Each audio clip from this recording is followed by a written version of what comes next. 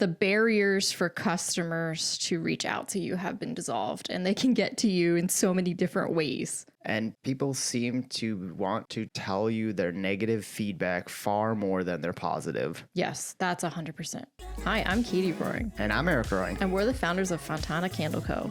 We took our hobby of candle making in our kitchen and turned it into $1 million candle business in 4 years. Welcome to the Candle Couple podcast. This is episode 22, responding to negative customer feedback. Like and subscribe to follow along on our journey. Eric's back. Made it. Welcome back to your seat there. Thank you. It feels good to be back. Cam enjoyed the power of your seat, but the very limited power yes. of the seat. Yeah, yes. Good. All right. So how do we want to talk about negative customer feedback? This is not one of my favorite things. This is probably the one thing that gets you most riled up in our business. I'm very sensitive. I guess I would call myself an empath. I don't like when people are upset at us. I feel like we put everything into the business, and no matter what you do, not everyone's going to be happy. And that's just a reality that in business and in life that you have to accept. But it's very difficult for me. That's for sure. It's even hard for me too, because like I've developed a lot of our formulas, and when someone says they don't like our candle, don't like our scent, it's hard to not take it personally. Yep. I've gotten better, and I don't anymore. Just understanding that everyone's preferences are very different, and what I think is enjoyable and 50% of our customers think enjoyable, some don't, which that's fine. Like sense of smell is one of the most subjective things out there. Yep. I like tomatoes. You don't. Exactly. It's just the way it is. Just with the climate that we're in right now, like everyone has an opinion, but with social media now, like customers are closer than ever to companies. And a lot of customers, if you do a lot of social and you take them behind the scenes, they feel like they're part of your company. So they're very active in their conversations with you. They feel like with the lack of personal interface, everything being through the keyboard, through the internet, through social, everyone feels their opinion is the most important, and they're going to tell you about it. They're empowered to tell you. They are very empowered to tell you. The barriers for customers to reach out to you have been dissolved, and they can get to you in so many different ways. People seem to want to tell you their negative feedback far more than their positive. Yes, that's 100% true. Every time someone has a complaint, you're going to hear about it. Every time someone loves your candle, you're not going to hear about it. Unless you do something to encourage positive reviews to come your way. I mean, I think about it when I am dissatisfied with a company or a service, I am much more likely to say something to the management or write a review than if it was a good experience. And now that I'm in this business, when I have a really great experience, I want to make it known to the company because I know how that feels to be in the inside to get a positive review. So I'm trying to change my behavior to give more positive reviews to companies. And the thing that we really focus on is, again, going back to our why of what we're doing. We're eliminating fragrance, making a healthier, safer candle for everyone to enjoy. When someone complains about the scent not being right or not being strong enough, we know why that is. We know that we can't compete with a fragrance, which is fine. We are there for the reviews of someone saying, oh my gosh, I'm a cancer survivor and I am able to have a candle again in that little luxury of life. There's a segment of population that cannot tolerate fragrance, and I'm one of them. It makes me sick. We're here for that population. There's two instances when you get a negative review. It's a personal opinion, and you didn't mess up as a company. It's true. Literally, it's just someone's personal opinion. And then B, you did make a mistake and you do need to apologize and make it right. Like there's two very different situations. That is very, very good call out in that if someone just isn't happy with it because they're having a bad day and you're the one that's going to get the brunt of their negativity, okay, fine, whatever. But yeah, if we misship something, if it's broken in transit, if we didn't pack it right, if it doesn't work right, that's a valid complaint that we want to hear about. We need to hear about that because we have to make it right for that customer. There's sometimes when it's like, you know what? We messed up. We did our best. We fell short. So the first thing we do in that instance is we apologize. Yes. Like you have to be able to own up to your mistakes. And I notice when we do that, like customers are just so thrilled that you owned up and you're doing something to make it right. Like, it goes a long way in that customer relationship to just apologize. It does. Like, one of the things we don't necessarily have control over is the wick that goes into our candle. We use all natural products. And so we use wooden wicks. And so if you're in candle making, you know how finicky they are. They are. Every wick is different because it has different graining, and sometimes they just don't burn well and they tunnel. Well, we guarantee the quality of our candle from a burning standpoint. For up to a year. For up to a year, because we know those issues, and you've spent a ton of money on our candle that is a luxury to you, and we need to make sure it works for you. Yeah. So, like, having policies and procedures in place for when you mess up to resolve the issue for the customer is of utmost importance. Exactly. When you screw up, you got to make it right. If they just are having a bad day and don't like the scent, okay. As a company, if someone doesn't like the scent, you have to have a policy of how you're going to deal with that. Absolutely. So you deal with it consistently every time with every customer. Well, it also makes your life easier because you do have that policy of saying, all right, well, if it's not a good scent, if you just don't like it, I can't help you. Right. Versus every time somebody says that, you stress about, oh my gosh, what am I going to do?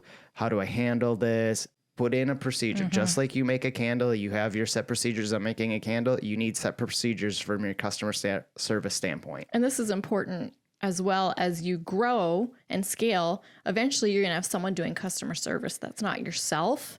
So having policies and procedures and standards in place, A, makes their job so much easier for your employee, and B, again, the customer is getting a consistent resolution every time. Very important when you aren't the one doing the customer service anymore. Because I'm not. Right. You have to have those policies in place for your customer service rep. Otherwise, every time they do something different, they can get in trouble with you, and they aren't going to last long because they're going to be stressing about, oh my gosh, is the owner going to be mad at this? What should I do? Or they're going to ask you every single time, and then you don't need them anymore. Yep. Yeah. So you have to have your procedures set in place for customer service. Like our customer service rep, Trinity, she knows our policies and procedures, and she only escalates things to me that fall out of our realms, our special cases, because there would be no point in having Trinity if every time she needed to resolve something with a customer, she came to us. It's exactly like when you are making a candle, you have your steps in place. If someone had to come to you every single time to ask, okay, what's the next step to make this candle? You don't need them. Just do it yourself. Just do it yourself.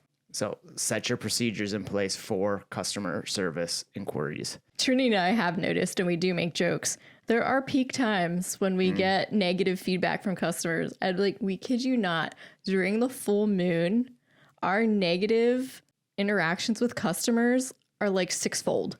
And they're weird. Yes, they're the weirdest. People are so angry. Yep.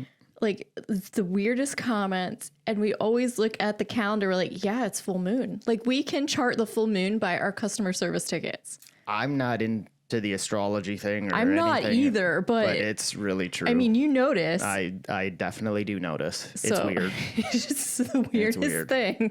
And like around holidays too, major holidays, people are just so supercharged and stressed. And if they're, gifting your product and they don't get it in time, watch out for the wrath. Especially in scenarios like that, if it's a birthday, wedding, holiday, whatever, you as the company are paying for their procrastination. They think you're Amazon. Yeah, well, yeah, exactly. They waited 2 days before and that was their fault, but you're paying for their procrastination because you didn't get it to them fast enough. You should have known that this birthday was coming up for this person. We just had Mother's Day. It just happened last week. We had a customer. So, Mother's Day is always Sunday. We had a customer order from us Thursday night. It shipped Friday morning from us.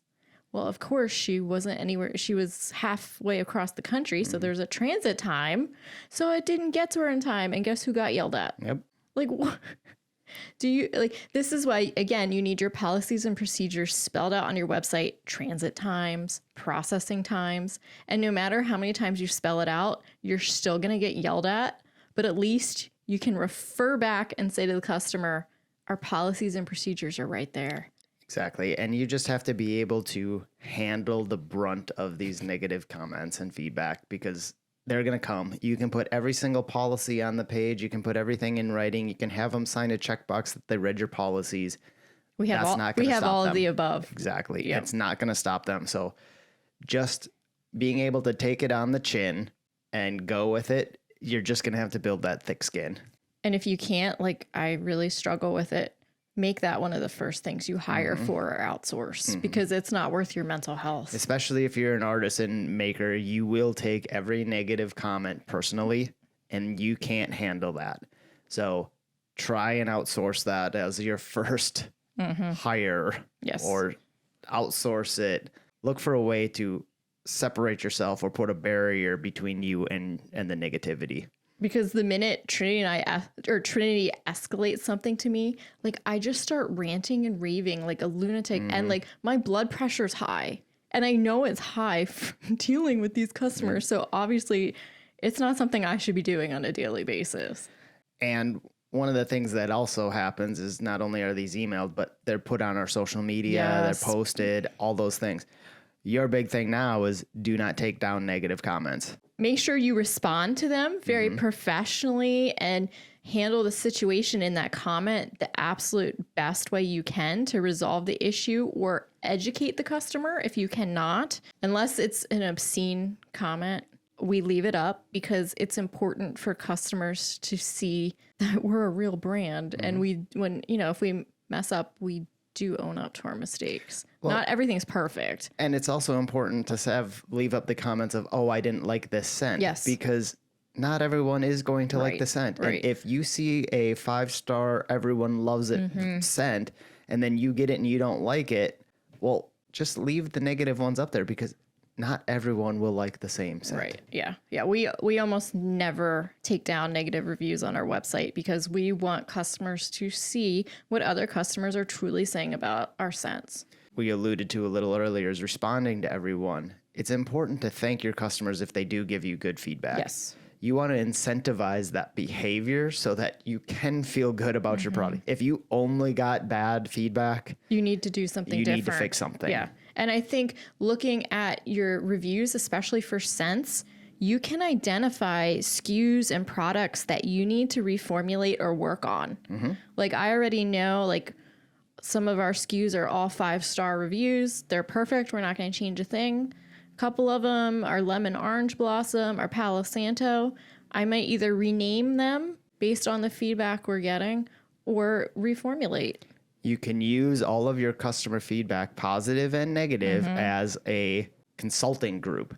Yes. Basically, think of them as you are having a meeting with everyone involved and you're getting their feedback and using this as a way to direct your product development or your company even. But I think it's important to not jump to change something for one customer interaction. Don't do that. That's not a good sample size. Do not do knee-jerk reactions. No. When we notice a pattern with a product or SKU, that's when we take a closer look, not just for one-off issues. That's right. It's hard for me to say this, but I do think right now in the climate we're in, customers have very unrealistic expectations of what companies can deliver. Especially small companies. So how do you deal with that? So what we do is, again, we'll apologize and say, the customer didn't get their order fast enough. We are so sorry you didn't get the product for the gifting that you intended. But then we educate nicely because it's not fair for customers to expect the impossible from a small business. And we say, as stated on our policies page, our transit time and our processing time, it was not possible for you to get this in the time frame that you anticipated. We are not Amazon. We are not. We are a small family-owned business. Because a lot of people, when they don't get their item in the time frame they intended, they want us to refund the shipping. And we politely decline that after we spell out why. Right. You have to educate them if they're... And it will take all of us small businesses doing that. We have to push back. We have to start pushing back. You are starting to see larger companies do it as well because it is extremely costly. Yeah, okay, fine. We reimburse your shipping, but we don't get to take back our salaries of the person that we paid to ship it. USPS doesn't give us a refund. Are you kidding me? Right. So it got there. It got there. Everyone committed to their contract of shipping this out to you. it just kills small businesses. And so we are starting to push back, and we are starting to see everyone start pushing back. And what really angers me is a customer, instead of reaching out to our customer care team to get a resolution, going on Google and just giving us a negative review. We had this happen to us on Christmas Eve. I remember I was sitting, it was like my one day off, Christmas Eve, like we finally made it to the end of the holiday season.